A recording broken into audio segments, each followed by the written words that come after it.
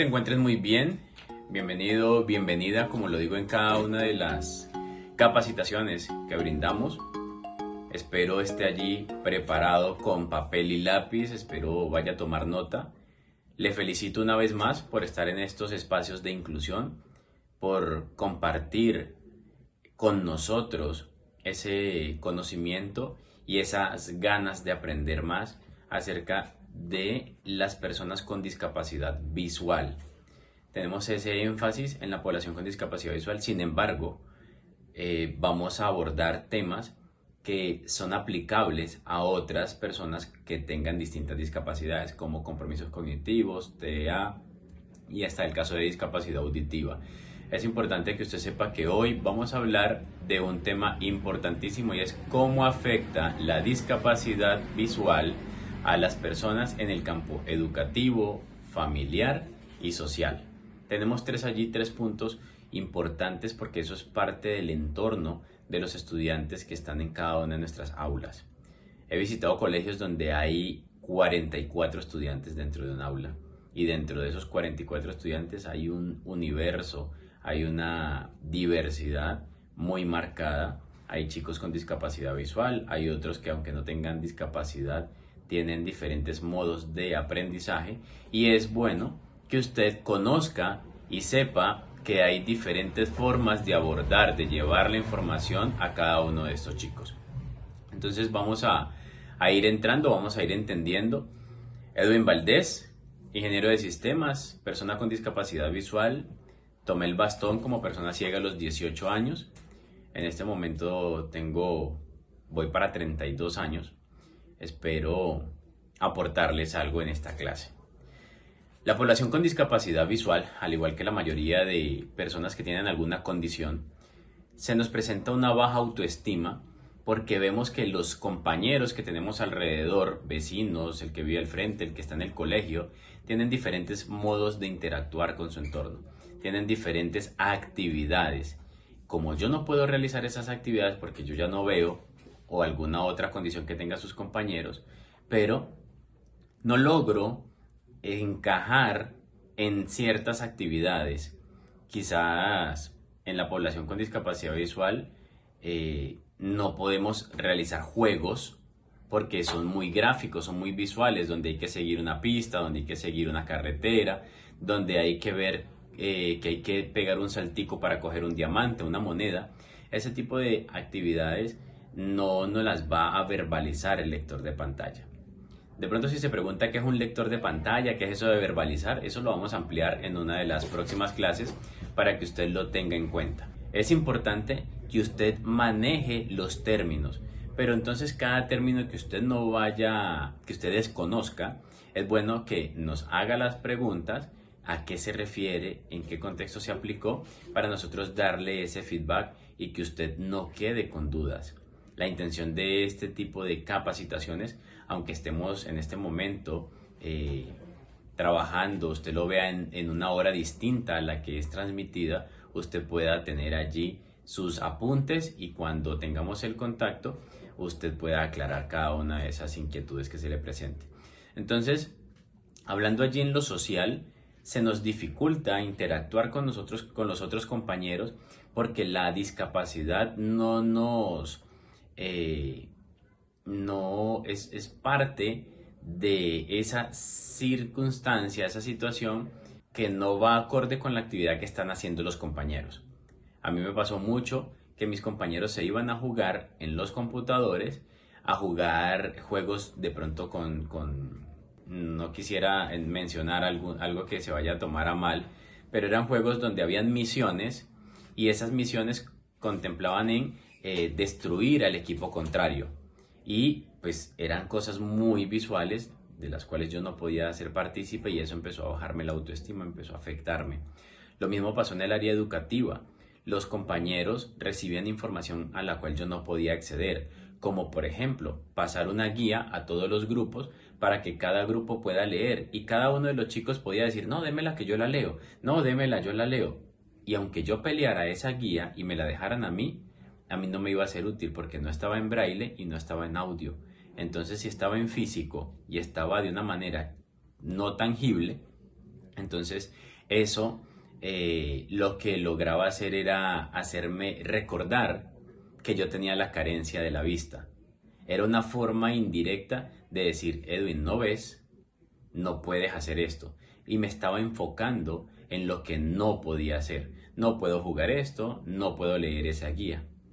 Al igual pasó en el entorno familiar, cuando la familia no interactúa contigo ni se da la tarea o la oportunidad de ver hasta dónde puedes llegar como persona con discapacidad, cómo puedes aportarles. No se preguntan, ¿será que puede? Sino que dan por entendido que una persona ciega no puede hacer nada, no puede barrer, no puede aportar y por ende ahí quedó, ahí se va a quedar.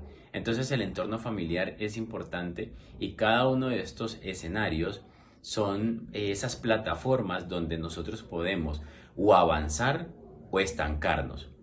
Y usted forma parte de dos sectores que es parte de la sociedad y parte del área educativa. Usted es sociedad cuando se consigue una persona ciega en la calle, cuando usted le dice envíeme eso ahora en la tarde y lo revisamos. Y cuando usted está en el aula de clases, usted es un docente que está aportándole desde el sistema educativo a ese chico. Entonces, usted es fundamental, usted como profesional en la docencia, usted está allí más de 4 horas con un estudiante. En la mayoría de los casos, ustedes comparten más con el estudiante que la familia con ese chico. Entonces, es de analizar, es de ver, pero ¿quién más que las personas con discapacidad que están en el aula de clases y que están hoy en esta época donde vemos tantos factores, hablamos de diferentes formas de acoso, de amenazas, de dificultades, de cosas que no van a favor de la población con discapacidad y eso necesitamos verlo. ¿Qué es lo que una persona con discapacidad visual pide? ¿Qué necesita? ¿De qué se queja una persona ciega? ¿Qué necesita para poder desenvolverse en la parte de infraestructura, en la parte actitudinal, en la parte social? ¿Qué pedimos cuando estamos en el campo educativo? Por eso hemos invitado a dos personas con discapacidad visual, Eugenio Obando y Julieta Botello. Son dos personas que van a estar con nosotros allí dando esa muestra de cómo a ellos les ha tocado sortear, cómo les ha tocado buscar alternativas para salir adelante con el apoyo de sus familiares y a veces con la ausencia de estrategias dentro de los salones de clase. También se ve muy marcada desde el hogar hasta el colegio. Y de eso nos va a hablar Eugenio Bando, escuchémoslo y vamos a ir haciendo una recopilación de estas ideas, de este tipo de puntos que nos va a tocar Eugenio. Seguimos con Julieta y muy atentos también porque en el último bloque tenemos a Lady Vanessa Artiaga, psicóloga y madre de un chico con discapacidad. Bueno, buenas tardes. Mi nombre es Eugenio Obando. Soy estudiante de psicología de la Universidad del Valle, octavo semestre. Cuento con una discapacidad visual total desde mis primeros años de vida.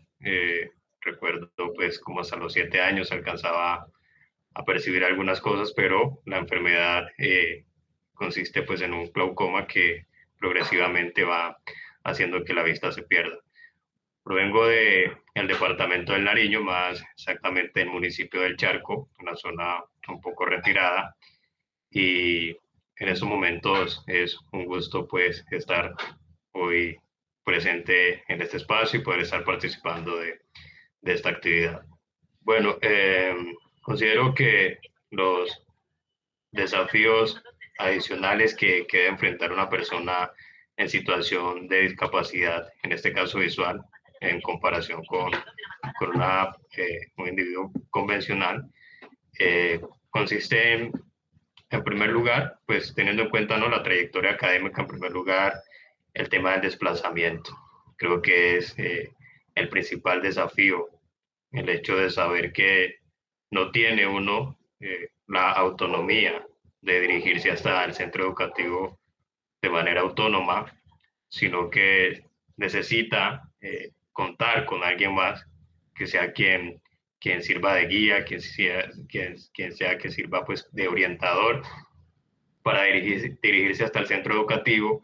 Entonces, considero que es un desafío que puede resultar bastante desmotivante en diversas situaciones porque no cuenta uno únicamente con su tiempo, sino que debe contar con el tiempo de esa persona que haga las funciones de guía.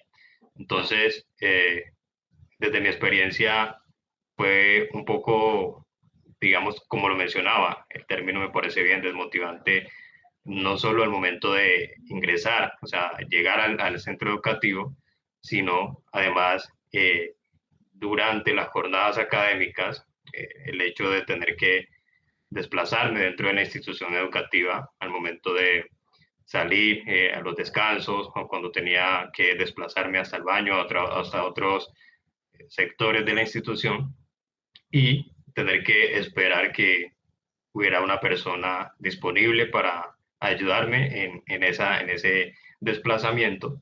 Y al final, al finalizar la jornada académica, el hecho de tener que esperar a veces a alguien que pasara a recogerme para poder devolverme a la casa o tener que esperar a que de pronto uno de los compañeros pasara por cerca de mi casa y tuviera como esa disponibilidad o esa solidaridad para acercarme hasta la casa o más. Entonces eran cosas que sí en ese momento me resultaron un poco difíciles y que sí las considero un gran desafío por el cual sé que otras personas que no cuenten con una discapacidad quizás no tengan que afrontarlo de esa manera.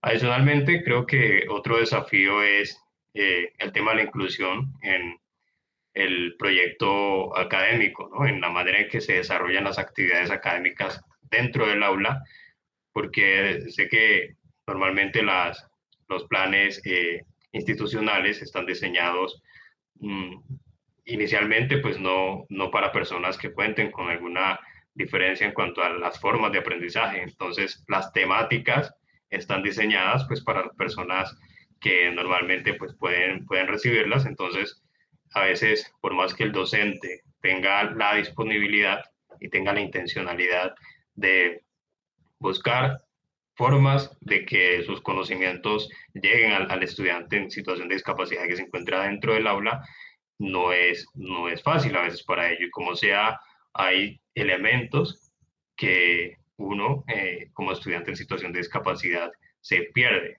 ¿Ya? Entonces, creo que era un desafío, fue un desafío para mí el hecho de cumplir con los requerimientos del proceso académico. Mira que, como lo mencionaba inicialmente, como las temáticas, las formas en que estaban estructuradas las temáticas que se desarrollaban dentro de las instituciones, no estaban lo suficientemente adaptadas, entonces creo que para mí fue un desafío y aunado a eso, pues lo que tú mencionas, las herramientas, los materiales con los que contaba la institución no eran suficientes, no estaban adaptados tampoco, entonces a mí me tocaba buscar estrategias porque, pues, por lo menos donde de mis primeros pasos en cuanto a mi trayectoria educativa, los docentes tampoco tenían la capacitación, entonces ellos hacían hasta donde podían. Y me tocaba recurrir pues a diversas estrategias, como de pronto grabar con celular lo que los demás podían apuntar al momento de realizar dibujos, de pronto, sí, algunas actividades gráficas y recurrir a compañeros y hacer trabajos en grupo, trabajos que normalmente eran individual, pues me tocaba buscar la forma de realizarlos en grupo, porque no tenía una forma de realizar escritura, no conocía el braille en el lugar donde empecé la trayectoria académica por ser una zona bastante retirada de acá de la zona urbana, no se conocía el braille, no se conocían los sistemas lectores de pantalla para el computador, entonces eso me impedía la escritura gráfica y todo lo que podía hacer era grabar para poder prepararme o contar con la ayuda de los compañeros. Entonces creo que ese fue otro obstáculo bastante grande y por último, creo que otro gran desafío es el tener que de alguna forma motivar a los docentes, porque los docentes, al menos en esa zona de donde provengo, sienten mucho temor al momento de que llega una persona en situación de discapacidad al centro educativo, porque ellos no están preparados, entonces se asustan, no saben cómo reaccionar, entonces ya es cuestión de que el estudiante empiece a indicarles cómo ir haciendo, o sea, que vayan como en un diálogo, construyendo formas, construyendo estrategias por las cuales se pueda ir dando viabilidad al proceso académico.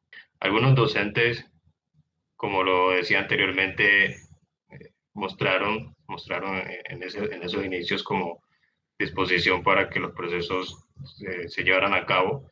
Sin embargo, habían otros que se interesaban muy poco, no trataban de dialogar conmigo, buscar como forma de averiguar, sino que simplemente, por ejemplo, las asignaturas que eran más relacionadas con las matemáticas, la física, la química, simplemente eh, orientaban las clases y a mí me ignoraban, era como si tuvieran un pupitre más. Entonces, recuerdo mucho las clases de física, por ejemplo. Eran dos clases de física a la semana, si bien recuerdo, y durante esas 2 horas yo estaba ahí en el aula haciendo nada, absolutamente nada, porque el profe no me tomaba en cuenta para nada, no me preguntaba. Al final del periodo simplemente me ponía una nota allí como para que no perdiera la asignatura y continuara, pero era una nota totalmente regalada. Entonces, creo que ese sí es una experiencia bastante impactante, porque sé que a él pues, no le quedaba fácil tampoco buscar o implementar algún tipo de estrategia, pero tampoco se le había como esa iniciativa, esa disponibilidad. Otra barrera, creo que lo que mencioné anteriormente, el tema de la movilidad, para mí fue bastante impresionante, bastante impactante por todo lo que mencionaba anteriormente, que producía en mí toda esa desmotivación, todo ese sentirme menos que los demás. Eso para mí pues era algo bastante fuerte, bastante impactante. Y el no contar con las formas de responder en general a todas las exigencias del sistema educativo. Entonces, al final que me diera una nota que me ganaba a medias o que en su totalidad no me la ganaba, pues para mí era algo bastante impactante. Hoy, en la actualidad, estando en el espacio universitario y con todos los ajustes que se han realizado pues, para que mi proceso educativo sea lo mejor posible, me doy cuenta que hubiera sido muy chévere haber tenido la oportunidad de que el centro educativo donde empecé mi trayectoria académica hubiera tenido inicialmente una adecuación en cuanto a los espacios, de tal forma que yo pudiera desplazarme por ellos sin tener que depender de otras personas. Eso hubiera sido para mí bastante maravilloso. Adicionalmente, que los docentes contaran con la capacitación, que hubieran podido contar con esa capacitación requerida para que, en primer lugar, supieran que el hecho de que una persona con discapacidad llegue al aula no significa pues que es un problema demasiado grande, sino que hay formas de afrontar ese problema y de poder buscar soluciones. Entonces, que tuvieran esa capacitación, primero de comprender qué es la discapacidad y cómo se puede hacer para sacar adelante los procesos educativos. Y adicionalmente, pues que tuvieran ellos las estrategias, tuvieran todo el cúmulo de herramientas y demás, cómo poder transmitir los conocimientos. Entonces, creo que otra implementación fundamental que me hubiera gustado se hiciera y que aún no se ha hecho, de hecho, en esa zona es pues que puedan llegar todas estas herramientas como los lectores de pantalla, las herramientas braille, o sea, para el sistema braille y demás, los libros, eh, de tal forma pues que el estudiante empiece desde el inicio a interactuar. Yo cuando vine a conocer estas herramientas que acabo de mencionar, fue cuando ya estaba terminando mi proceso académico en la escuela y ya estaba ingresando a la universidad. Entonces toda esa trayectoria fue sin esos apoyos, creo que faltó esa implementación. Inicialmente, pues una de las primeras experiencias que recuerdo donde quizás no hubo como ese sentimiento tan positivo a partir de lo que encontré pues en el centro educativo inicialmente pues en cuanto a inclusión. Recuerdo cuando llegué la primera vez a un aula de clases, estaba la profesora y y yo me senté, pues la persona que me acompañaba, pues me acompañó hasta sentarme hasta en el pupitre, me dejó allí. Ahí esperé unos minutos hasta que llegó la profesora que estaba pues dirigiendo su clase. Me colocó un cuaderno en el pupitre, me colocó un lápiz en la mano, me lo puso como en posición de escribir y me dejó allí y se fue. Allí me quedé toda la clase con el lápiz en la mano. No me volví a decir absolutamente nada. Entonces, como que desde ese inicio empecé a sentir como que estaba en un lugar donde no encajaba. Además, sí, en esos primeros grados hubo un compañero que me veía durante las clases sin realizar las actividades que ellos realizaban, sin hacer nada de lo que ellos hacían, sino que simplemente allí calentando el puesto. Entonces se acercaba de manera recurrente y me decía que yo estaba perdiendo el tiempo allí, entonces que me fuera para la casa, qué sentido tenía el hecho de estar allí si no estaba haciendo nada, que me fuera para mi casa y me buscara algo en que ocupar el tiempo. Entonces, y todo eso pues en algún momento hizo que yo desertara pues del entorno educativo por un gran periodo de tiempo. Pero pues como no todo es malo, también hubo experiencias buenas, por ejemplo, cuando vine a terminar mi secundaria acá al Valle, eh, llegar a la institución educativa, pues sí, encontrarme con muchas problemáticas que ya referí en cuanto al espacio y demás. Sí recibí como ese calor humano de todos los compañeros porque yo llegué siendo como una novedad en el salón de clases. Entonces los compañeros se me acercaban y me preguntaban, ofrecían su disponibilidad pues para cualquier cosa que yo necesitara pues eso me hizo sentir mucha motivación, sentí que había un apoyo, sentí que estaba respaldado de alguna forma.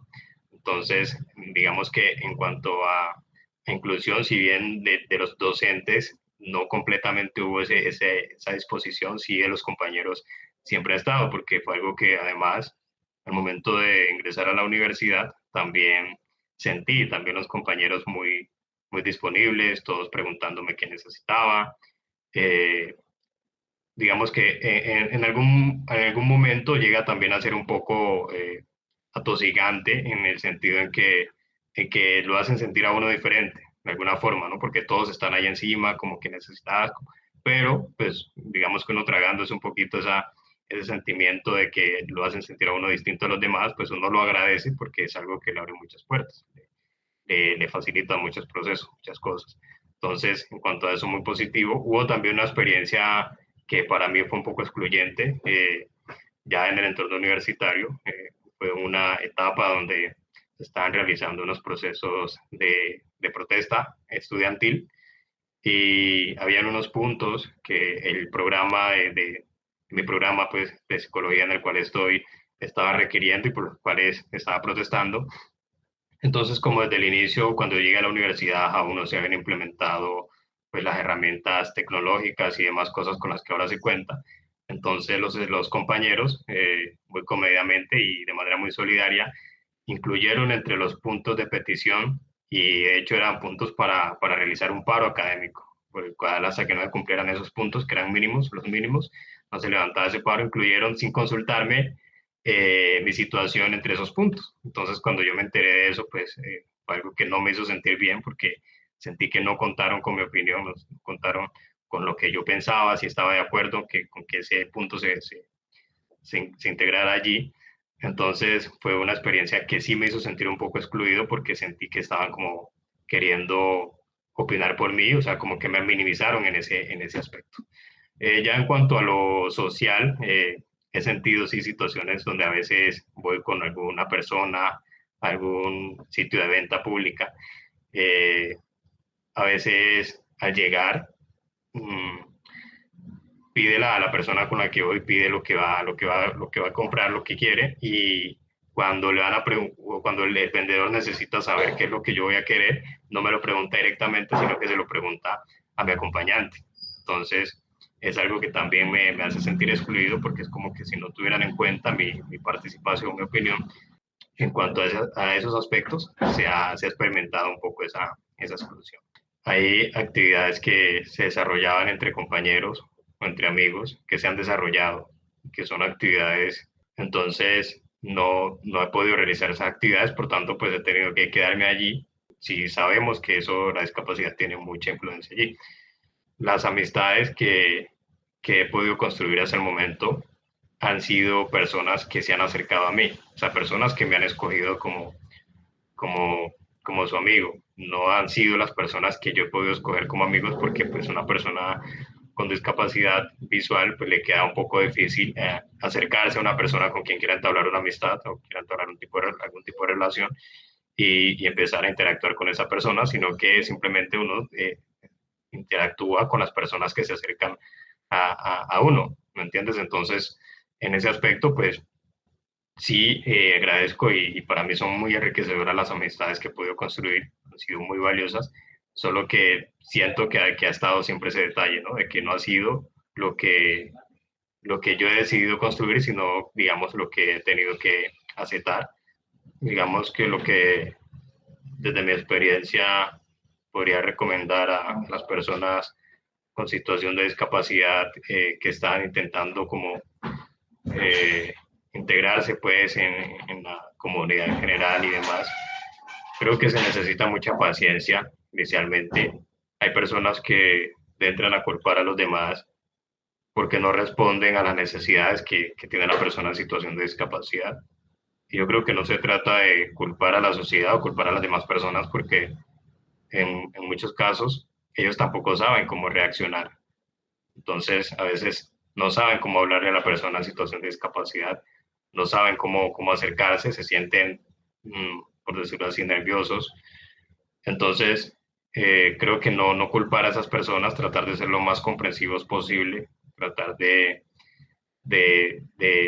indicarles, tener uno como esa iniciativa y decirles, no, venga, eh, la manera en que tú puedes ayudarme puede ser de esta forma. A mí me ha tocado a veces que estoy caminando en la calle con mi bastón y se me acercan personas para ayudarme a cruzar la vía y me cogen la mano del bastón, me levantan el bastón y me dejan sin piso. Entonces ya yo les digo, no, te pongo la mano en el hombro o te tomo del codo, pero no me levantes el bastón porque me dejas en falso. Entonces, no lo hago de una forma agresiva porque sé que esa persona no conoce, tiene toda la voluntad de ayudarme, pero no sabe cómo hacerlo. Entonces, no irnos todo el tiempo como con esa intencionalidad de agresión, o sea, de pretender darle a entender a los demás a la fuerza, sino que tratar de ser muy comprensivos en ese aspecto.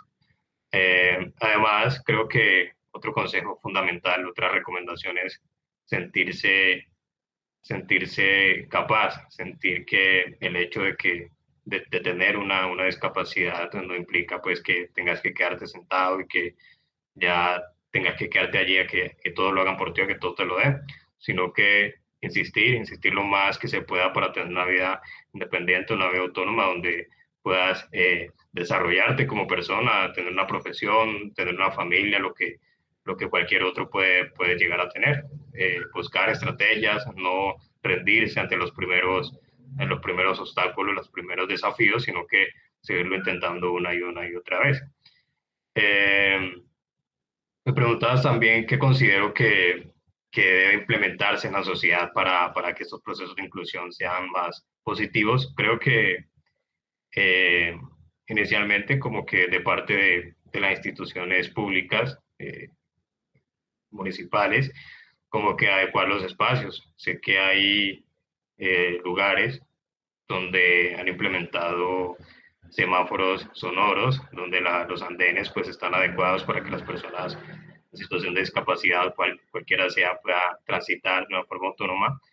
Entonces, creo que falta mucho en varios lugares que se desarrolle o que se avance en estos aspectos, adecuar los espacios. También en los entornos educativos todavía falta como que haya una cultura más amplia en cuanto a las necesidades que tiene una persona en situación de discapacidad y en cuanto a la discapacidad como tal, cómo se comporta. Entonces, como que se amplíen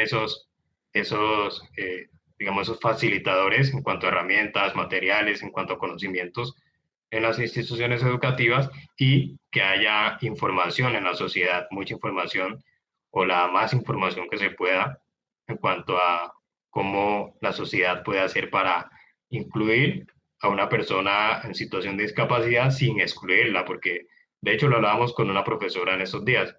Hay sistemas sociales o educativos que hacen tanto por incluir a la persona en situación de discapacidad que terminan haciéndolo sentir excluido. Entonces, como que se hace el ejercicio, se hace la tarea, pero en ocasiones, como no se sabe bien, no se conoce acerca de la discapacidad, termina ejerciendo el efecto contrario. También te agradezco mucho haberme tenido en cuenta para este proyecto. Créeme que ha sido bastante enriquecedor poder estar hoy con ustedes aquí. Vale, ha sido muy bonito.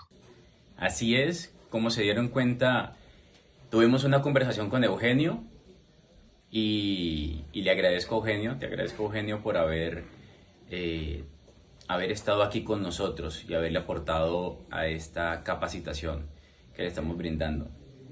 Yo voy a sacar dos cositas, voy a ir tocando dos punticos que tenemos allí. Uno de esos puntos es la clase de física. ¿Se acuerdan cuando él nombró la clase de física? Espero usted haya tomado nota, espero realmente esos casos usted los tenga en cuenta. Vamos a profundizar allí en ese punto de la clase de física, ya que Eugenio nombra algo en 2 horas. Él dice que 2 horas tenía de la clase de física.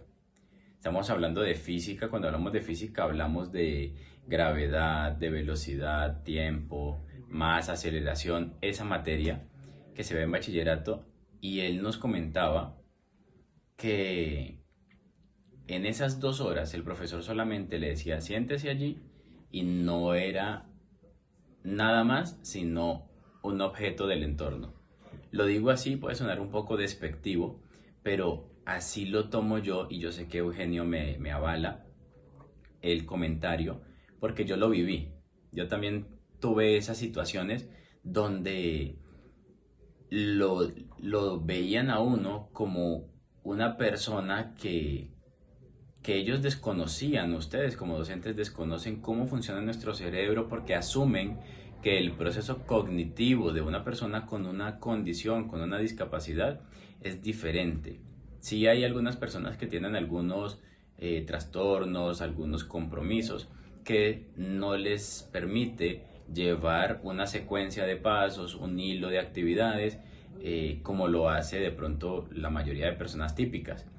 Pero en el caso de las personas con discapacidad visual o algunas discapacidades que no afectan el cerebro, pues nos parece extraño que nos dejen allí, porque seguramente nosotros sí conocemos cómo es el manejo de nuestro cerebro y sabemos que las neuronas están allí ansiosas por aportar y por mantener más información.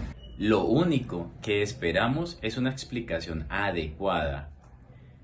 Seguramente Eugenio no estaba esperando que el profesor de física creara una clase, un entorno, un material en plastilina, arcilla, cemento, no esperaba nada del otro mundo. Esperaba solamente ser involucrado, esperaba solamente aportar a la clase según o partiendo desde la explicación adecuada del profesor.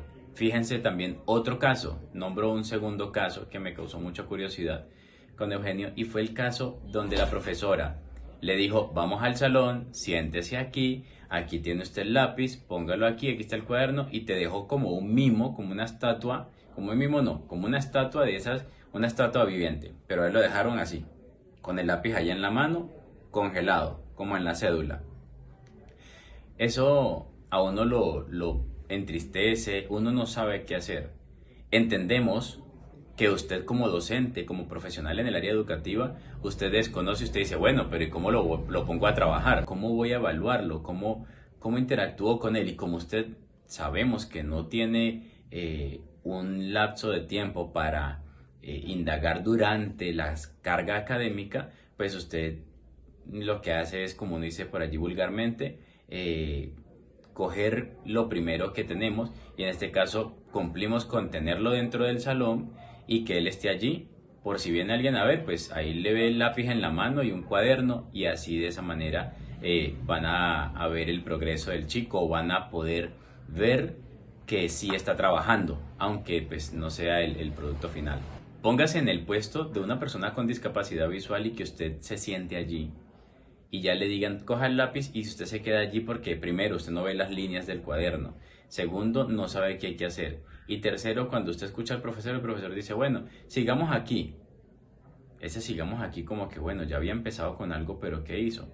A veces escriben en el tablero, no dicen qué hicieron y resulta, pasa y acontece que se vuelve invisible la persona ciega, se vuelve inexistente, se vuelve nada allí.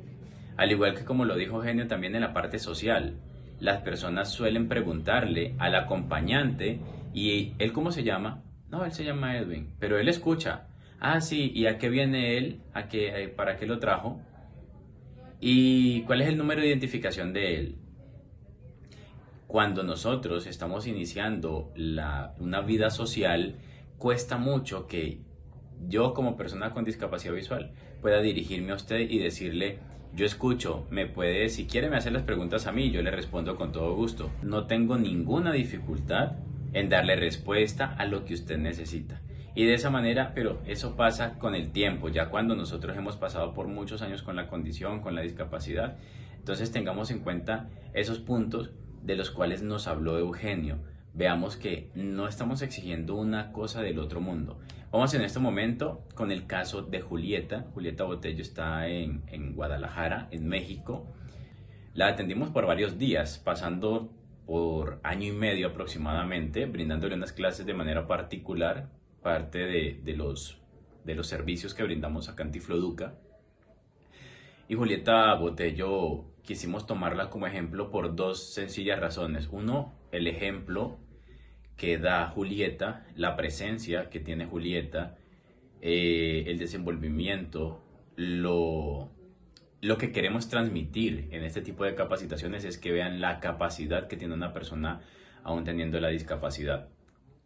Y por último, un punto importante es que se den cuenta que las necesidades de una persona con discapacidad visual en Colombia, en Argentina, en España o en México, las necesidades son las mismas. Las diferencias, ¿cuáles son? Que en diferentes campos, en diferentes estados educativos, se dan las herramientas, las estrategias o el conocimiento para que la población sea atendida de la mejor manera. Pero las necesidades de la población siguen siendo las mismas.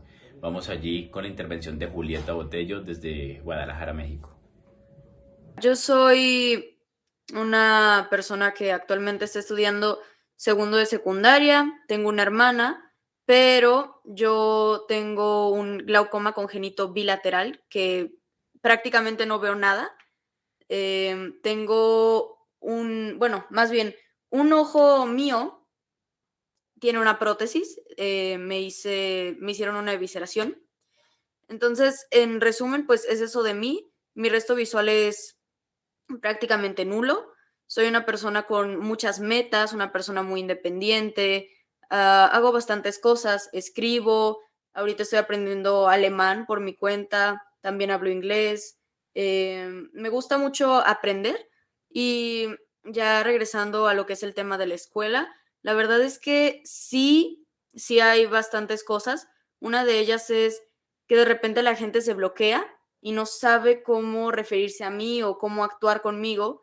Y es como, Julieta, ahí hay un escalón, no te vayas a caer, o casi, no sé, Julieta, hay una pared, no te vayas a estampar. Julieta, de repente creen que no sé cómo hacer las cosas, me tratan como si fuera una niña pequeña y al referirse a mí, igual pasa lo mismo, se bloquean, no saben qué decir, qué hacer. También en los proyectos, de hecho, podría ponerlo en un 90% de los proyectos que he hecho en la escuela, la gente es, no hagas esto. Y yo como, ok, ¿qué quieren que haga?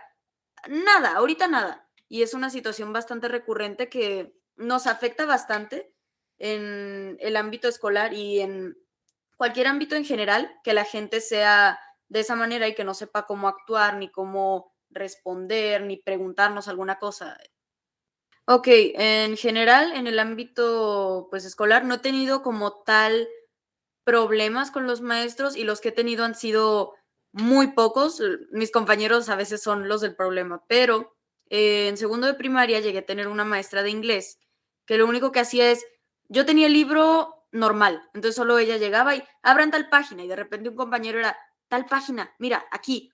Y pues yo estaba mentalizada de, bueno, voy a esperar a que la maestra termine de explicar y ya luego viene conmigo y me va a explicar. Y no, nunca pasaba. Y eran bastantes horas, que como unas 4 o 3 horas, y la maestra simplemente estaba ahí y yo, Miss, ¿qué hago? Espera.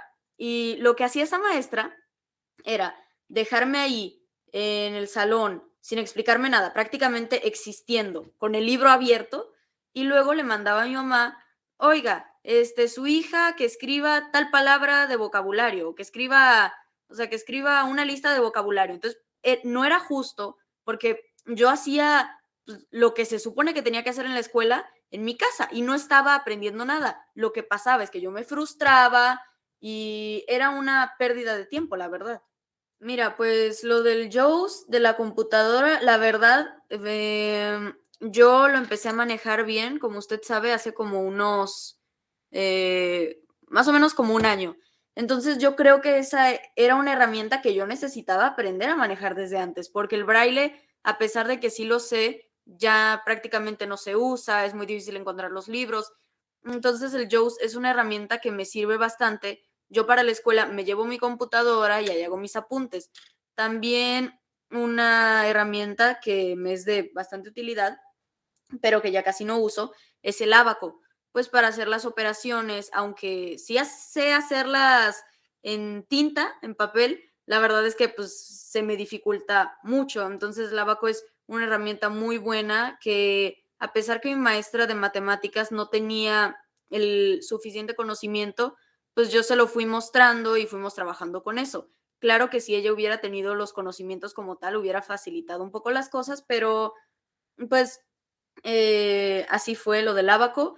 También una cosa es la caja matemática y ahorita de hecho es cuando la estoy empezando a usar, la estoy llevando a la escuela para practicar con mi maestra de matemáticas lo que pues son desigualdades, más bien para hacerme como la idea de cómo es el espacio, cómo están ubicadas las operaciones y la verdad es una herramienta que me sirve bastante, pero nuevamente lo digo, si los maestros, en este caso la de matemáticas, tuviera el conocimiento sobre eso, sería más fácil. Creo que sería importante que los maestros, en especial de matemáticas, tuvieran conocimientos de ese tipo de herramientas. Yo he vivido una mezcla de experiencias agradables y de experiencias desagradables. Generalmente yo podría explicar esto como un juguete nuevo, como si yo fuera, por decirlo así, el juguete. Entonces, pues cuando uno tiene un juguete nuevo, la gente es como, wow, oye, qué genial, cómo funciona esto, el otro.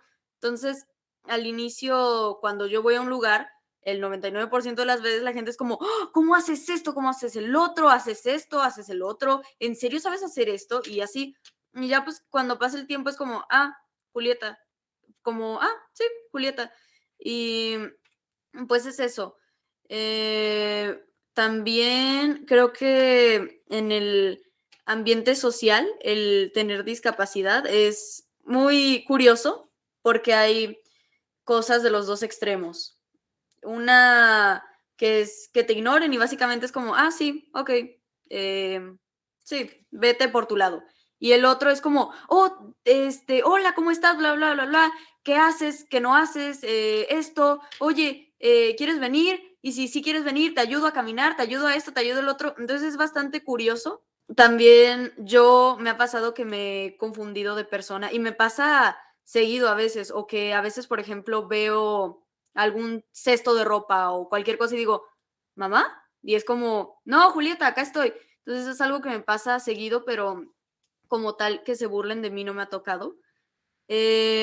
También algo que me ha pasado algunas veces que me acordé es que al yo tener discapacidad, de repente la gente religiosa hace comentarios como, es que tú eres un angelito muy especial o cosas por el estilo. También he escuchado que a otras personas con discapacidad visual, por ejemplo, la gente les dice, no, es que un castigo de Dios. Entonces creo que es algo que casi todas las personas, si no es que todas las personas con discapacidad visual, hemos enfrentado el escuchar ese tipo de comentarios. En el ámbito social, el tener discapacidad sí me ha afectado, en el sentido que, bueno, creo que también afecta mi personalidad, no simplemente mi discapacidad visual, Yo no me considero una persona con muchos amigos, pero, por ejemplo, en esta escuela en la que estoy, me pasa seguido que la gente, pues, no me habla o no se interesa por mí, y yo me imagino que también es por eso que no saben cómo hablarme, porque cuando yo he llegado a hablarles, como que se bloquean y empiezan a hacer una voz como que ya no saben qué decir ni cómo actuar. Y de repente, sí, es frustrante. He aprendido a manejarlo porque, pues, porque es algo que va a seguir pasando. Pero sí, sí me ha afectado en ese sentido, sobre todo que la gente es como, pues discapacidad, ¿no? Es como, bueno, como que no les interesa. Y también me ha afectado por ejemplo, en algunas situaciones, considero que no me puedo integrar, en el sentido, por ejemplo, que a mis compañeros les gusta jugar vóley y se ponen a jugar vóley. Y mi papá, que está aquí presente, él siempre me ha dicho, no, vóley no, fútbol no, o sea, yo llegué a jugar fútbol, pero pues fútbol adaptado. Y mi papá sigue siendo de la idea de, no, pues es que no, pues porque un golpe en la cabeza puede afectar a gran escala. Y yo lo entiendo, pero de repente sí es una barrera. De hecho, ahorita me estoy acordando de una situación que yo iba al karate y es una situación que a mí me tiene muy marcada y a mi papá también, que es que yo me metí al karate porque yo quería participar en combates. Esa fue la única razón por la que me metí. Y mi papá estuvo, no combates, no, que sabe qué, que tienes que tener cuidado, que esto y el otro. Entonces, desde ahí fue que me salí y esa creo que es también una de las barreras, el tener que cuidarme, por decirlo de cierta manera, físicamente. Y volviendo a la segunda, y pasando a la segunda pregunta, mi familia, la verdad, me apoya bastante, ha influido mucho, en el sentido que ellos quieren que sea independiente y me ayudan a ser independiente y es algo que pues desde chica ha estado presente en mí y yo he sido muy independiente, la verdad. Entonces eso se me hace muy, bueno, aquí en México decimos chido, tengo entendido que por allá dicen chévere, entonces se me hace eso, muy, muy bueno de la parte de mis papás. Y a mí me gustaría agregar a las dos preguntas. En la primera, en el tema social, es muy difícil dentro de la sociedad aceptar y hacer alguna inclusión de alguna persona con discapacidad porque no se tiene el conocimiento. Si bien uno como papá está como un poco más involucrado e inmerso en esta situación, en lo que acaba de comentar Julie, son las mismas barreras que pudiera poner una persona en general, y aún así nosotros tratamos, y yo trato, de darle una independencia, justificando algunas bloqueos o no libre toma de decisión de Julie por el tema de salud. Si bien lo que salió del tema de karate, a mí se me hizo después muy difícil acercarme a Julie y decirle que me disculpara por no haberla dejado combatir, porque a final de cuentas pues era un momento muy especial para ella, ¿no? Pero regresando al las amistades y cómo se puede relacionar, sí afecta porque la gente le da miedo, no sabe cómo tratar y muchas de las ocasiones no les interesa eh, acercarse a las personas con discapacidad. Por ignorancia, por tema social, por tema cultural, por como lo quieran etiquetar, pero en general así son, ¿no? Y nos dimos cuenta mi esposa y yo a partir de nuestras hijas, nos vamos metiendo más en esta forma de inclusión y nos damos cuenta de que ignoramos muchas cosas, ¿no? Como padres y como sociedad, pues todavía asusta más la ignorancia en general en el tema social. En el tema familiar, pues bueno, hemos buscado apoyo psicológico, terapéutico, maestros, herramientas, el apoyo que nos has dado también tú como maestro en meses, bueno, en años pasados, también es la forma en que nosotros buscamos apoyar a nuestras dos hijas, tanto a Yuli como a Isabela, que tienen ambas discapacidad visual. Pero darle la independencia es como el objetivo primordial de mi esposa.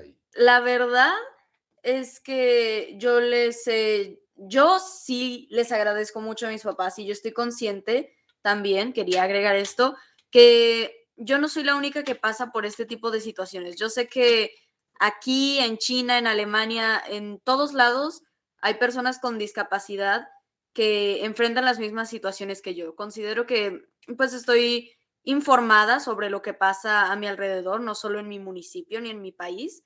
Y ya dejando eso un poquito de lado, también estoy consciente que tengo una familia que me apoya, una familia muy linda y que no todos los chicos tienen eso. La verdad es que yo les agradezco mucho a mis papás por el esfuerzo que hacen para ayudarme y para, por ejemplo, comprarme las gotas de los ojos, llevarme a consulta, el tiempo que gastan, porque los doctores no nos hacen esperar 15 minutos. A veces son cosas de 3 horas, entonces es algo que pues aprecio mucho de ellos y de mi papá, ahorita que está aquí. Yo le he dicho varias veces que aprecio el hecho que esté siempre para mí cuando le quiero comentar algo y que él disfrute estar conmigo y que haga un hueco para estar conmigo y procure pues tener esos tiempos a pesar de que él trabaja mucho y que hace la mayoría de cosas en cuanto al hogar concierne, que él está aquí, intenta hacerse el tiempo y me ayuda con las tareas, al igual que mi mamá. O sea, si algún día necesito, oigan, que investigar tal, que hacer tal, ah, sí, te ayudamos. Y es algo que aprecio mucho de mis papás, y no solo de mis papás, también de mi hermana, que pues es una persona que si necesito algo, pues ella me ayuda. Y al igual que si ella necesita algo, yo la ayudo. Entonces es algo que aprecio mucho. Y pues mi papá, al igual que mi mamá y mi hermana, es una increíble persona, una persona maravillosa, trabajadora. Y la verdad es que, pues, me parezco mucho a él en el sentido de todas las cosas que él me ha inculcado, independencia, el pues ingeniármelas para hacer las cosas yo sola. Entonces, mi papá es una persona muy importante en mi vida, muy. Me ha ayudado en todo y es una persona que aprecio y quiero mucho.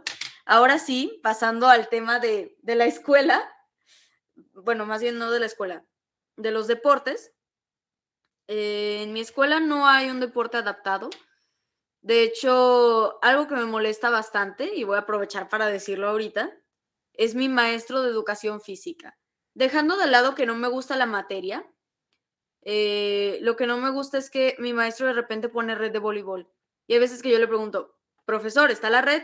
Y me dice, no. Entonces, pues yo voy corriendo así como, no, pues no está la red, voy a correr y ¡pum! Que me estampo en el poste de la red o en la red tal cual. Y nada más salgo y voy y yo, profe, me dijo que no estaba la red, ¿puedo hacer el ejercicio aquí? Y me dice, no, aquí no porque, no sé, por ejemplo, ¿lo puedo hacer en esta cancha? No, aquí no porque va a parecer que estás apartada. Y así como, o por X o Y razón que le diga, profe, ¿puedo hacerlo en esta cancha? Ya sea algo como, me encandila el sol o están jugando con pelotas y me van a golpear y yo no he terminado este ejercicio. El maestro es muy poco flexible y dice, no, no, no, no.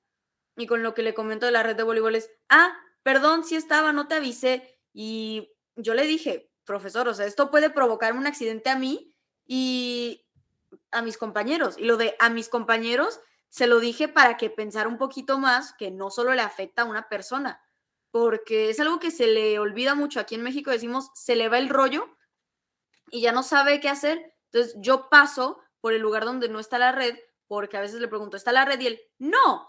O entonces esa parte en educación física y como le digo, deporte adaptado como tal no hay. También algo que me suele pasar es que como tal buena en los deportes no me considero, pero algo que me pasa muy seguido es que no me eligen para los equipos, se resisten con ganas, pero se resisten con ganas.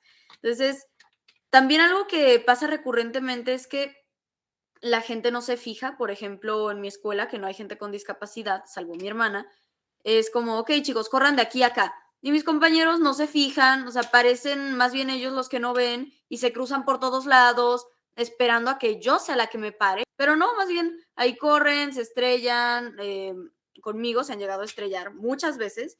Y eso me pasa en general con mis compañeros, pero pues en general pasa en todos lados. Y pues sí, es todo lo que tengo que decir sobre eso. Ok, en cuanto a las personas con discapacidad, mi consejo sería pues estar consciente de que esto pasa en todos lados y pues pensar que no eres el único, pero también estar consciente que si pasa a mayores, pues ya tienes que hacer algo. Y creo que lo más importante aquí es tener bien en cuenta no tomarse las cosas tan personal. Ese sería mi consejo. Y para los maestros, pues tengo para ellos varios consejitos, porque, pues sí, a veces dejan mucho que desear algunos maestros. Y el primero es preguntar. Preguntar a la persona, oye, ¿qué forma te funciona más? ¿Qué material quieres que usemos? ¿Te sirve hacerlo con materiales? ¿O sabes cómo, o sea, sabes lo que te sirve? ¿O investigamos? ¿O preguntar, indagar en su forma de aprendizaje para enseñarle bien cómo hacer las cosas? También algo que a mí me sirve mucho y que yo recomendaría para los maestros es tener material.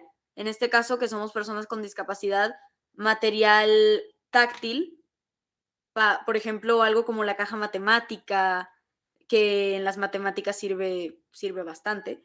Y en cuanto a las demás materias, simplemente eso, que es preguntar.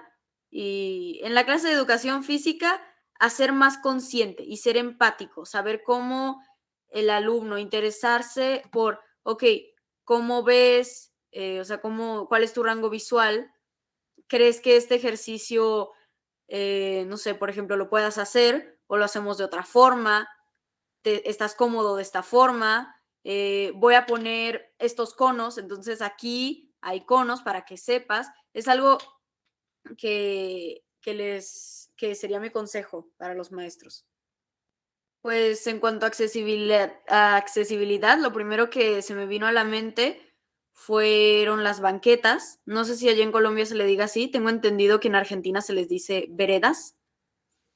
Fue lo primero que se me vino a la mente, que deberían de estar bien hechas, porque están muy mal hechas. Entonces, si vas con el bastón, es difícil pasar por ahí. Entonces, en cuanto a lugares, es lo que yo recomendaría. Y en cuanto a personas, sería simplemente que sean empáticos, concientizar y sobre todo que las personas pregunten, siempre y cuando lo hagan con respeto, porque hay gente que pregunta solo para molestar, a ver cómo te molestan. Entonces, es más bien que la gente haga consciente que somos personas, no somos una discapacidad. Los maestros, los profesores son muy importantes para el desarrollo de cualquier estudiante, y para un estudiante con discapacidad pueden hacer la diferencia de la noche a la mañana. Tenemos experiencias de unas maestras extraordinarias, que fueron las menos, que han logrado hacer un ambiente y un disfrute del conocimiento y de la enseñanza en la escuela por el compromiso que tienen ese tipo de personas, que disfrutan en enseñar y adaptar lo que tengan que adaptar para sus alumnos en general, y más aún con una alumna con discapacidad. Muchas gracias por contemplarme para hacerme estas preguntas. También muchas gracias por esos comentarios. La verdad es que disfruté mucho responder a estas preguntas. Y pues sí, muchas gracias y me dio mucho gusto Así como escuchar. vimos, Julieta es otro caso, otra persona que nos deja ver la seguridad que tiene, cómo se expresa, cómo se manejan ciertas situaciones en México. Siendo una persona con discapacidad visual, demuestra las capacidades que tiene, demuestra el potencial y demuestra las necesidades que tenemos la población, que es realmente poca. A veces cuando no tenemos un punto de partida o no conocemos, se nos hace que es un universo de información que no tenemos, pero aunque usted tenga 10 o 15, 20 años de experiencia teniendo la población con discapacidad, recuerde lo que siempre hemos dicho: cada persona es un individuo, tiene diferentes necesidades y tiene diferentes intereses. Por ende, aunque usted tenga 20 años, no va a saber qué caso se le va a presentar en ese año número 21 que le venga de la experiencia que usted tenga. Entonces, por eso se habla de experiencia, porque usted la va adquiriendo, eso se va alimentando con el tiempo. Cositas importantes que usted debe conocer como docente. Punto número 1, quitar los miedos que tienen los docentes frente a la población con discapacidad, el cómo atenderlos.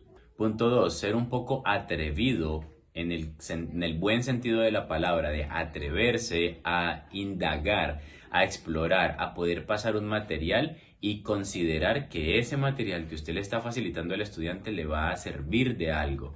No se quede, ¿y será que sí? ¿Y será que si compro esto? Porque a veces queremos tener todo comprado porque queremos tener todo hecho.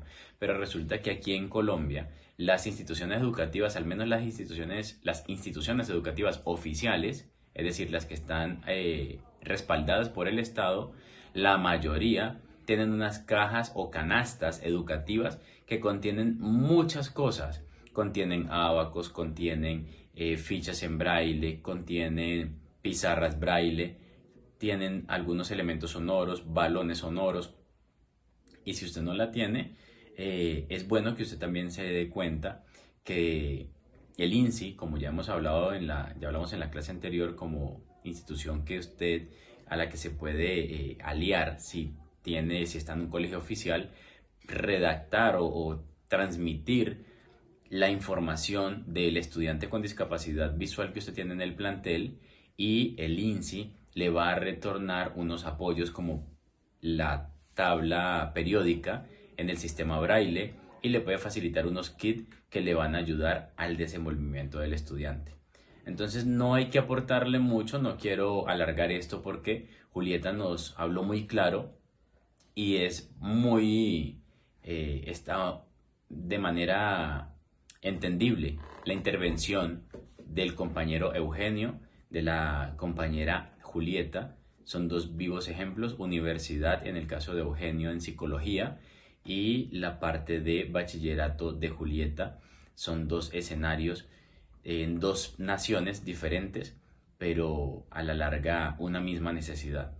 Es que usted se desbloquee y considere el trabajar con material que tenga. Julieta lo decía, material que le permita a la persona ciega palpar. Enfoquémonos en cuáles son los canales de información por los cuales recibe cada una de las personas que usted tiene en el aula. Y la persona ciega no ve, la persona ciega va a palpar, pero también puede oír. Entonces aquí dejamos esta parte. Viene el tercer invitado, la tercera persona que nos acompaña, Lady Vanessa Arteaga. Ella está desde el Huila, psicóloga, madre de un chico con discapacidad, tiene síndrome Down, para que se den cuenta de que la condición que tiene una persona, en el caso de con discapacidad, nos une el hecho de tener una condición, de tener alguna situación. No porque son ciegos están en un lado, las personas con síndrome Down en otro.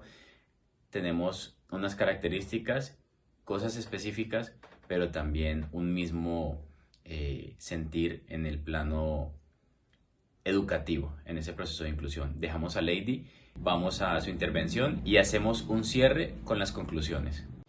Hola, mi nombre es Lady Vanessa Arteaga Rojas. Soy madre de 2 niños, uno de ellos con síndrome de Down. De profesión soy psicóloga. Para mí es muy grato estar aquí compartiendo este video con ustedes, especialmente poderles contar mi experiencia como madre durante estos años. Yo siento que la discapacidad es un tema que nos debe involucrar a todos. Pienso que se ha venido viendo afectada precisamente por eso, porque lo vemos como un mundo aislado. Inclusive en nuestro propio léxico usamos palabras como ellos, él es así, ese tipo de estigmas que colocamos a las personas con discapacidad, ¿verdad?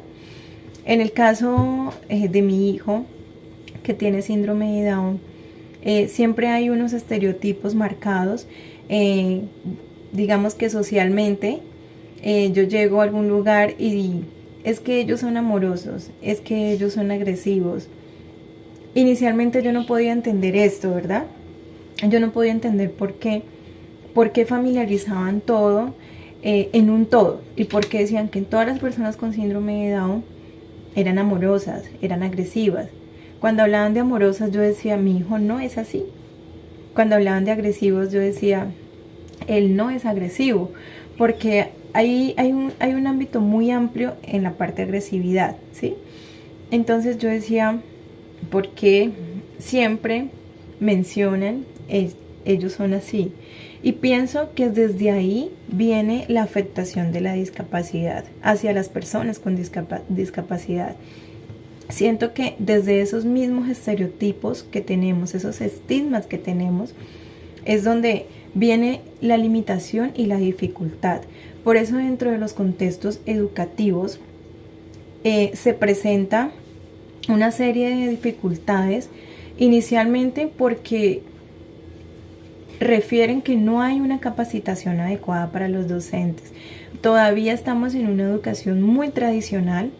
Tenemos docentes muy tradicionales que no han aprendido a desaprender lo que en algún momento se consideró que era una buena educación. Hoy en día todavía encontramos en las aulas docentes que brindan las temáticas o enseñan, por decirlo así, enseñan de una manera tan tradicional que no permite tener en cuenta las necesidades de cada estudiante, con o sin discapacidad, ¿sí? Entonces, desde allí está ese obstáculo dentro de la educación. A título personal, en mi experiencia como mamá, me he encontrado diferentes colegios, he pasado por diferentes colegios con mi hijo, en donde se me han cerrado las puertas. Inicialmente hay una aceptación, pero luego se me van cerrando hasta llegar al punto donde me dicen, no mamá, tu hijo no lo podemos tener aquí no estamos capacitados para ello, aquí no tenemos las herramientas para ello, el colegio no está apto para ello. Y entonces empieza una cantidad de incógnitas y decimos, bueno, entonces ¿para qué está la ley 1421, cierto? La ley 1421 está desde hace muchos años y hoy por hoy estamos empezando, creería yo, que apenas a retomar esa ley y hacerla válida. Ya hay muchas mamitas empapadas del tema, muchos padres de familias empapadas del tema, en donde ya vamos a un colegio a exigir que nos hagan el PIAR, que nuestro hijo se le adapte ese currículo según a sus necesidades. Ya podemos tener más voz, más voto dentro del colegio. Aún así, se siguen presentando muchas dificultades directamente con la docente, con la rectora, con la coordinadora.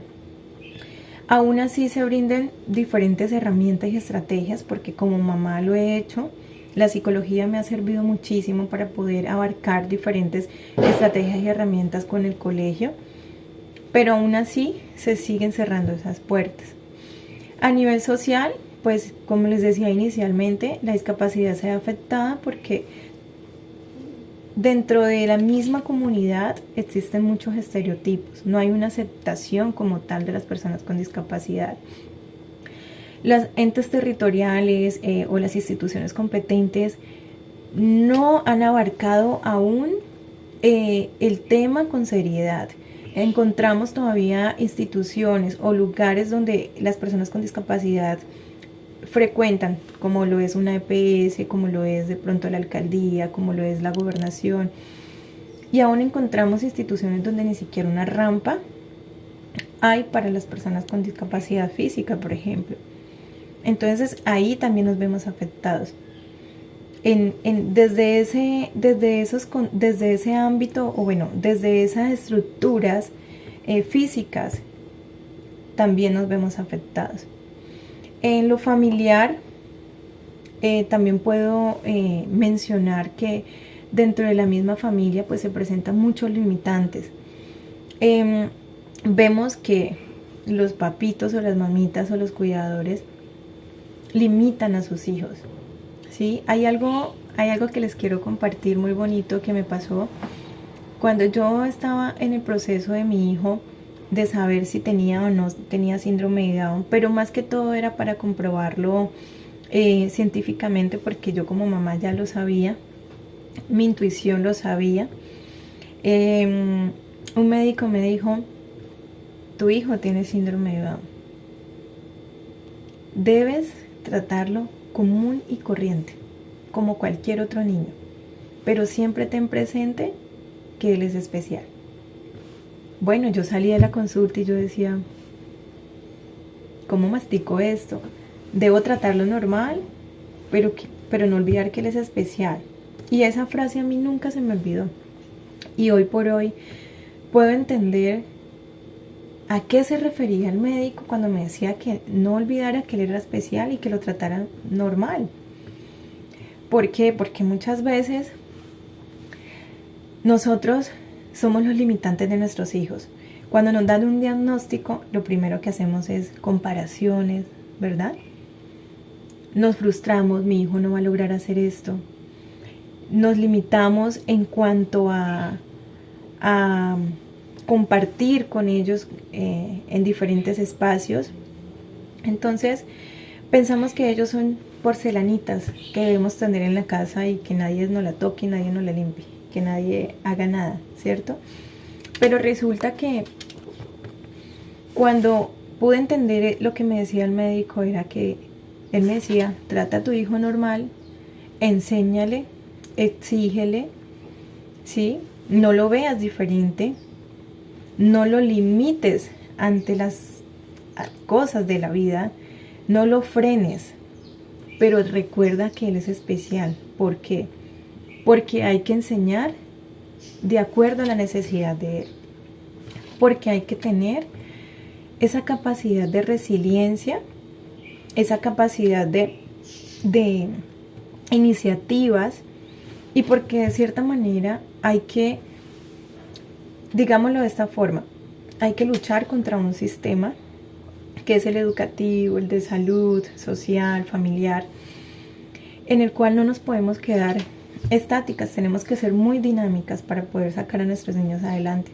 Entonces yo ahí pude entender de que debía educarlo dentro de lo normal, pero que tenía que tener en cuenta que tenía que esforzarme el doble para poderlo ayudar. ¿Ve? Entonces, cuando hablo de esas limitaciones familiares, abarca todo esto que les estoy contando. Nosotros como padres debemos ver a nuestros hijos normal, pero esforzarnos un poco más para poderlos apoyar.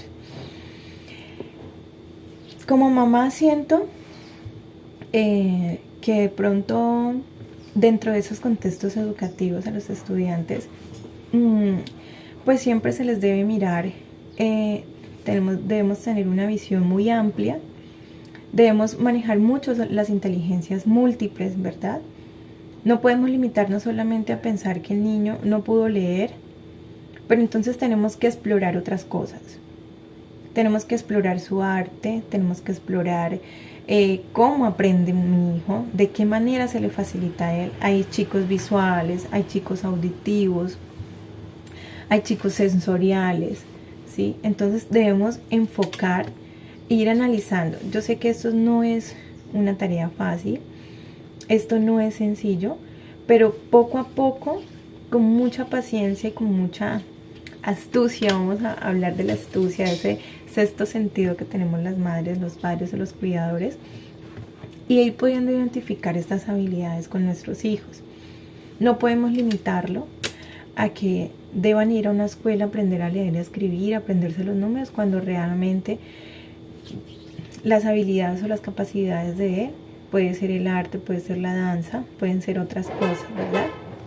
Sin embargo, el contexto educativo es supremamente importante para una vida social y de cierta manera contribuye a la educación de ese niño, esa persona con discapacidad. Desde, digamos que esas prácticas dentro del aula educativa, pienso yo que debemos propiciar unos ambientes más dinámicos, más activos, más inclusivos, que desde que nuestros niños ingresen al colegio, los docentes puedan tener un proceso de inclusión, no solamente con los compañeros, sino también con los padres.